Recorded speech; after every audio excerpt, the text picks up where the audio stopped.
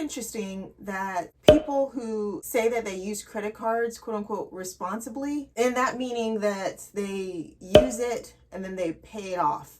Like they don't accrue the interest, because the whole bad rap of credit cards is that the high interest and that you're paying so much more for what you originally bought. What is the problem then if someone buys something on credit just for the perks, the airline miles, the cash back, which is not that much really, but and then airline, did I already say that? Just whatever perk you want to put in there. What's wrong with that? Like, is that okay? Like, I mean, technically, anything's okay if right. you do it responsibly. But the idea is that there's a level of risk and chance that you will not pay it one day, that you will get relaxed, and the risk is greater than the reward when it comes with 18 to 24 to even higher percent interest rate. Fruit, the carrot, whatever is being dangled in front of you, that you don't have to pay it right now. You can always just wait another month or another year or whatever. You can always hold off. Yeah, so for me, I get that. But there are some people, I believe, who, quote unquote, are responsible. Like they are, quote unquote, trained in credit card usage. Like it reminds me of like those flamethrowers, like people who juggle like fire. Like they're trained. Like maybe they've gotten burned in the past, maybe, but when they're to the point of doing a show, they're comfortable with what they're doing. And I think that could be said of anything. Like if you are disciplined and trained, something that's a danger to someone else isn't necessarily a danger for you. However, I still wonder, why do it anyway? Like same with the flame throwing. Like, can't you find another way to make more money? Yeah, I feel like there's other ways to get quote unquote free money or airline miles. Is it really that important? I mean, you could be couponing, what was it, cereal box tops or something. And we're also wasteful anyways. Like if you're trying to be so stringent with, I gotta do this, this, and this so I can get this other little thing. And it's like, well, do you carry that into other parts of your life too? Like if not, then you're not really living. I mean, ultimately it's fine now, but there's going to be a time, especially, as you get older, you have more health risks and you have more risks of other things, and retirement's one of those risks that you don't think of when you're in the younger years, but once you're up there and you're really about to retire, that credit card's still dangling right there. Right. And they're ready to catch you as an older person. Right. Yeah, I think there's a temptation there. If you have it, then there's a temptation to spend it. It's almost like with a lot of other things, drugs, food, like anything else, especially if you struggle with it, just having it there is tempting. Well, but I'm not talking about just the temptation to spend it, because everybody's spending it. The people think they're doing responsibly. My concern is, after you spend it, are you paying it back on time? And I think that when you get older, there's going to be less of a likelihood that you'll have the means to, or will even want to pay it back on time. Yeah. So the interest will build up, and maybe you'll even think, "Hey, I'll die and it won't go to anyone." So as much as older people are getting scammed with some things, you could get scammed with credit cards easily just by, seeing that it is easier for you to just hold off on paying things, or okay, I'll wait another month or something, like, because you don't have the finances that you used to have, because you can't work as much. Right. That, or just older people are, a little more prideful. They want to maintain that lifestyle. They don't want to seem like they're in need. However, I don't think that's the majority. So those comments, so we are speaking or kind of reacting a little bit to the Dave Ramsey show and his latest quote unquote rant about credit cards, or the news that credit card debt has reached like $1 trillion. Like the Federal Reserve in New York just released this study, and $1 trillion credit card debt of people in the country. That's a lot, and that is kind of surprising. So Dave and his daughter Rachel Cruz, they talked about basically two reasons or two groups of people who would be using credit cards. Those who need it, quote unquote, for survival, like she talked about. And it seemed like Dave basically said most people aren't using it for survival, meaning for food, for gas. Like they have no money and they're borrowing it legitimately because they have no other choice, no other money. But then there's that other group of people where I think a lot more people are becoming part of this group, is where they have the money. They can pay it cash if they want to, but they don't, because they want to have those perks of having a credit card.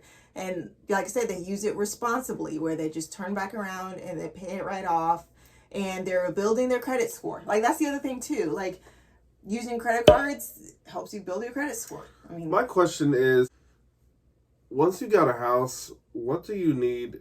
I mean, I understand, hey, I want to move and get into another house or a bigger house or whatever. Yeah. What else do you need a credit score for? Cars, maybe. I mean, I guess if you buy a car, so if you just want to keep showing off, or I mean, I understand getting a bigger house, and I don't want to just sound like hey, y'all are just showing off because you want to get another car, you want to get the Tesla, you want to get another house or a bigger house or even a smaller house. Downsides, just being able to get a house, to transition, to make a move when you need to make a move or when you want to make a move. I just don't understand what else you would need credit for to make you want to maintain a credit score and maintain the credit card thing, when you could just start saving up and you could literally just, pay 50% or more down on a house later on if you really want to. Why build up credit when you could just have the cash for it and not worry about, a lot of mortgage? It's just a different lifestyle. It's not like credit cards are bad per se. Just like money in the Bible is not bad, but it's like, it's dangerous. It is, as Lena, like you're saying, like playing with fire. What's interesting, and I don't see a lot of this, I don't see a lot of fire jugglers, who are non-muscular or, old. Like once you get older, once you get things happening, or if you already got injured before, I don't see a lot of people with one arm juggling fires, or someone who got injured from the past juggling fires, and now they're still trying to juggle, but they're hurting. And at the end of the day, when the emergency comes, when you get hit by something, or when age comes, you can't juggle as good anymore. Like, you can't keep playing like that. You can't keep, even though I'm not one to talk to, but you can't eat the same way that you ate when you were not to play devil's younger. Advocate, but if that's to be said, then you think old people can't pay their bills? Like, they can't pay their mortgage or pay water? Because water is still going to be, you have to pay for water, you have to pay for electricity. I mean, it's based on usage. You can't just pay it off. So, I mean, it's like, if they can pay their electricity and their water, then hey, they can remember to pay, quote unquote, credit card bill. I mean, okay, if we want to talk about the elderly for right now, I mean, we don't have to. It's just, it seems like if we look at the housing market is bigger than it's ever been, right? It's just huge. Like the amount that you got to pay on a house, right?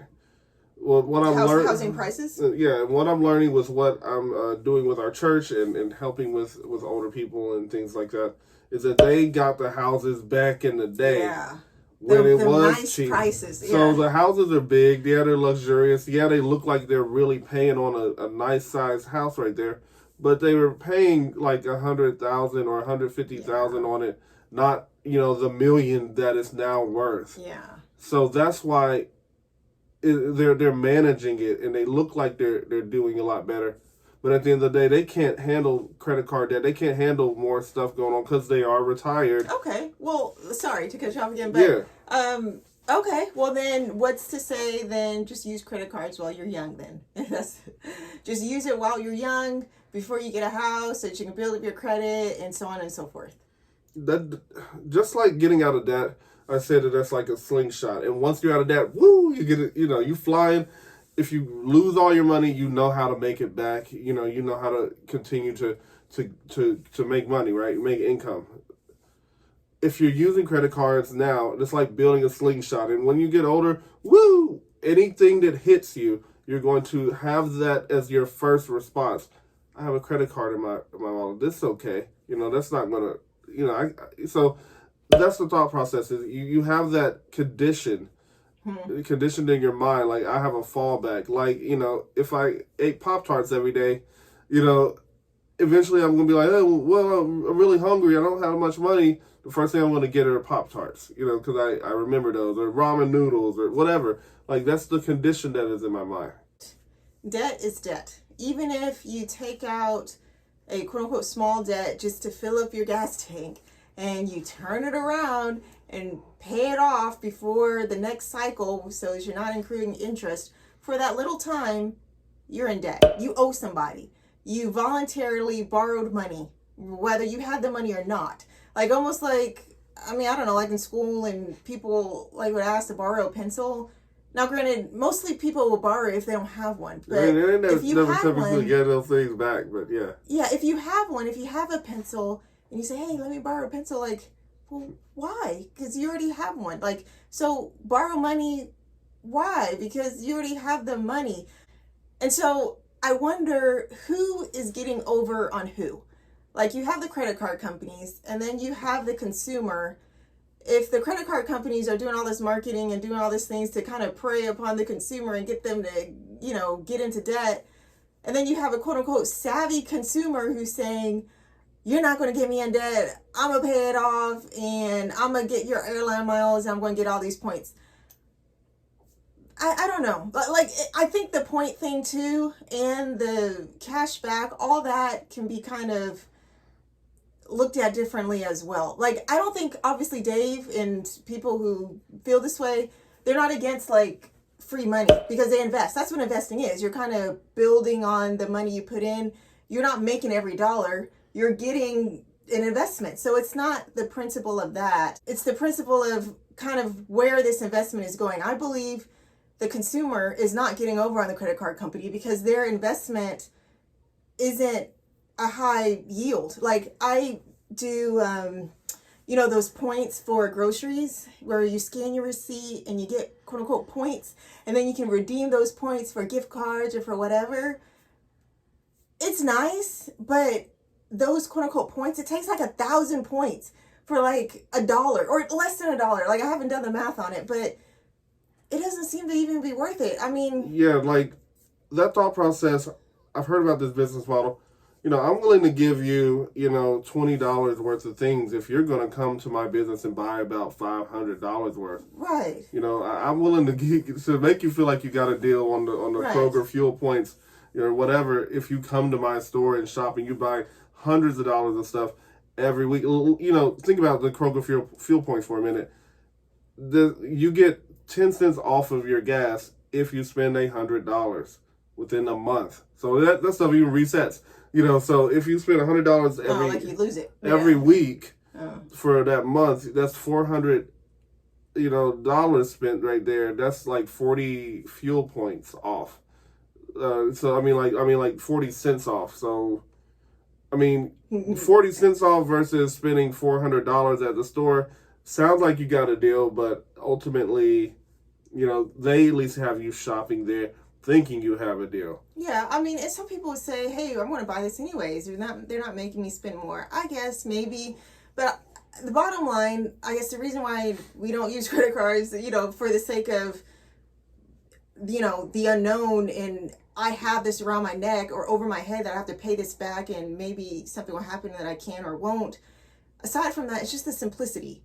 Like, I don't want to have to be looking on the calendar, and call me lazy, I guess, or disorganized or undisciplined or whatever, but I don't want to be looking on the calendar and making sure I catch this before it accrues interest just like that, 20-something% interest, and make sure I pay it, and making sure I got to log in, get the right password, put my card in, and then pay it back, and then adjust my budget, and then do all this. Listen, like... We can barely turn in our library books on time. Yeah, I mean... Like, basically, that's a miniature debt, but yeah. Yeah, like, I'm just not about it. Like, maybe it's just me.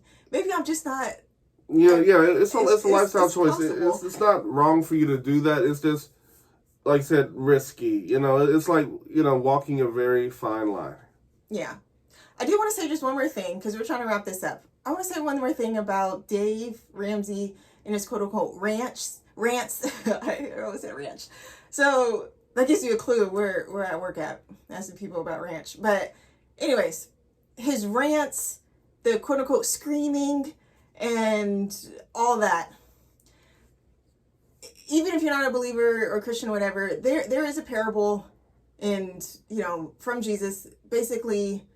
I'll just sum it up to say what Jesus said is that who's forgiven Like who's forgiven much, like loves much. And if you weren't forgiven of a lot, you're not that passionate about something. I feel like Dave, the yelling, the screaming is passion. Maybe it is just an act, partial. I just find that hard to believe given his background. I think that if you were to come to me and talk about, single parenthood or growing up a certain way, I would be very passionate about that because that's where I grew up in, and I kind of suffered from that, and I saw other people go through hard times because of that. So if someone came to me and said, yeah, I'm going to do that, I wouldn't want that for them because I know the dangers in it. I think if you care enough, it's going to come out strongly. If you care strongly, you want to talk to someone strongly. And I don't think there's anything wrong with that. I think once again, it's evidence that they care. And he's been doing this 30-something years. Whether he's been through it personally or not, he's seen it. He has seen families or people struggle or just completely lose what they have because of, let's say, credit cards or whatever. So I don't think it should be a put off. I mean, I know people are kind of, I won't say sensitive, but they do find issue in when he quote unquote rants or when he yells. And then B, he's not the only one who does it. He's not the only one who speaks loudly about things. Isn't that right, Warren? So other people get passionate. Yeah. So yeah, the idea of you could be watching a train wreck and that you have the power to quote unquote prevent it. You want to just sit there and watch it. Not if you have a heart, like not if you care. So if Dave is saying, hey, I know how this ends. Please don't do this. Or at least the odds aren't in your favor. Don't do it. So it's that. And then the last thing I would say, just about his experience, about him seeing a lot, I would just question, who would you trust? Someone, I mean, aside from the fact he's a millionaire, I'm sure there's probably millionaires who use credit cards. Maybe. I mean, I guess. There's always anomalies. But who would you trust based off of working with people, like actually counseling, coaching people, and seeing all these walks of life and seeing all these patterns? Would you trust someone who, hey, I have maybe 3-4 years of experience, maybe 10, versus someone, hey, he's got 35 years of experience? Isn't that kind of a little more believable and convincing and more trustworthy? No, you're making $1 million. If you're making $1 million a year, if you got millions in the bank, why are you trying to get some free perks so $40 for whatever thousands of dollars it takes to travel, maybe $5K or maybe $10K if you want to get really fancy with it. You got $1 million or more. Eventually it comes to be silly to put yourself at that much risk, especially when you have a lot of money that you're looking after. You can easily overlook that you didn't pay off this one little thing, maybe $4 soap, who knows, and it's compounding, and getting to the price of that trip. What the credit card companies are doing is they're banking on, they are investing in you. Like people invest in regular stocks, mutual funds, things like that. Credit card companies are investing in the fact that they're giving you money here, and that it's going to come back with a return to them. And it might not come back now. It might not come back, a year or even 10 years from now, but it eventually is going to come back with a return for them. $1 trillion is a lot of money for credit card companies to spread out amongst themselves. So that means if it's $1 trillion, just one last thing, if it's $1 trillion, then that means the majority of people aren't paying it off before the interest. It means they're holding the balance. So this whole idea of, you can use it and you can just hold on to it. The majority of people aren't doing that. And I would venture to say the majority of people can't, or they don't have the willpower, or they just don't have the money. So it's an interesting topic.